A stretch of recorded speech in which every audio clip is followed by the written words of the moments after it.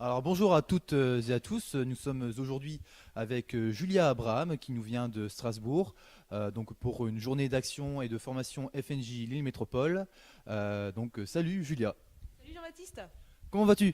Très bien, merci. Bon, pour celles et ceux qui ne te connaîtraient pas, est-ce que tu peux te présenter rapidement, s'il te plaît? Oui, alors j'ai 23 ans, je suis professeur d'allemand. Je suis issue d'une famille militante au Front National depuis, ça fait la troisième génération. Et je milite au Front National pour ma part depuis mes 15 ans. C'était à la présidentielle de 2007 que j'ai commencé. Euh, à l'heure actuelle, je suis conseillère municipale du Front National à Strasbourg depuis un an. Et j'ai aussi l'honneur de faire partie du comité central de notre mouvement. D'accord, très bien. Depuis quand et pour quelles raisons es-tu engagé au Front National? Je suis engagée au Front National depuis mes 15 ans, en fait. Donc voilà, c'était la campagne de Jean-Marie Le Pen en 2007, au présidentiel.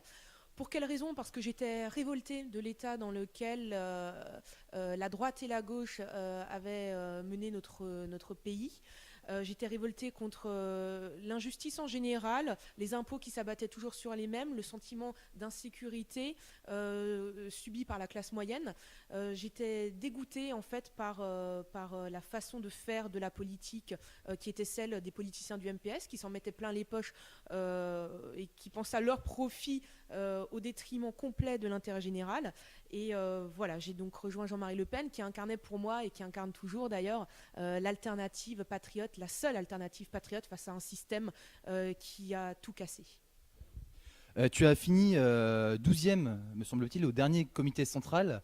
Alors que penses-tu de ce classement? J'en suis incroyablement honorée. J'ai encore un peu du mal à réaliser, et pourtant c'était il y a quelques mois. J'en remercie du fond du cœur les adhérents et les sympathisants du Front National qui m'ont accordé leur confiance. Euh, on subit toujours, quand on est militant politique, énormément de pression. On doit faire énormément de sacrifices dans sa vie personnelle. Je ne pense pas en avoir fait ni plus ni moins qu'un autre militant, mais c'est toujours agréable de voir qu'en contrepartie, on a la reconnaissance et puis le soutien de sa propre famille politique. Parce que pour moi, le Front National, c'est vraiment une histoire de famille. Et je suis incroyablement touchée, honorée. J'espère continuer à rester fidèle à moi-même et puis à ne pas décevoir nos amis sympathisants et adhérents du Front National. Je vais continuer à me battre tout simplement comme j'ai fait jusqu'à présent avec mon mot d'ordre, humilité et persévérance. Et je les remercie encore du fond du cœur. Très bien.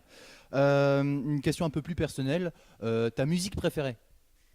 En ce moment, en ce moment, c'est Christine and the Queens.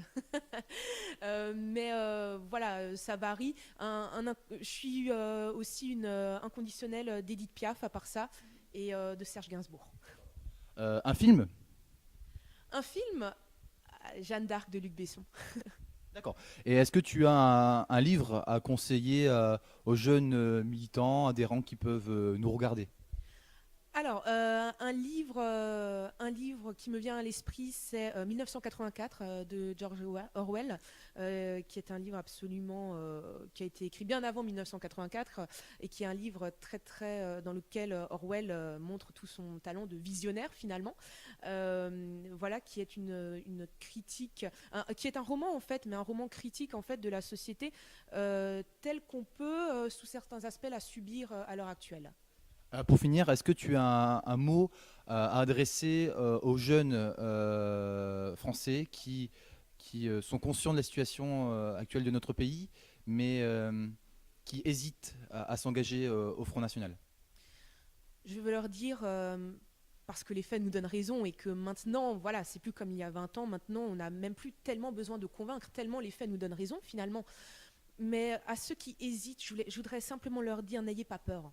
N'ayez pas peur. Quand on est droit dans ses bottes, quand on suit ses idéaux, quand on sait qu'on est droit et fidèle à ce que l'on pense, que l'on est dans une logique de justice, on n'a pas à avoir peur. Bien sûr que nos adversaires vont tout faire pour nous barrer la route. Bien sûr qu'on va devoir faire des sacrifices.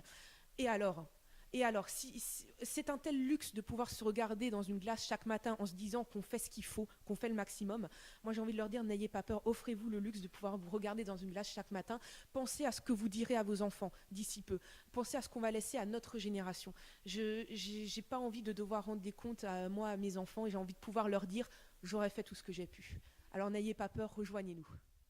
Merci beaucoup, Julia.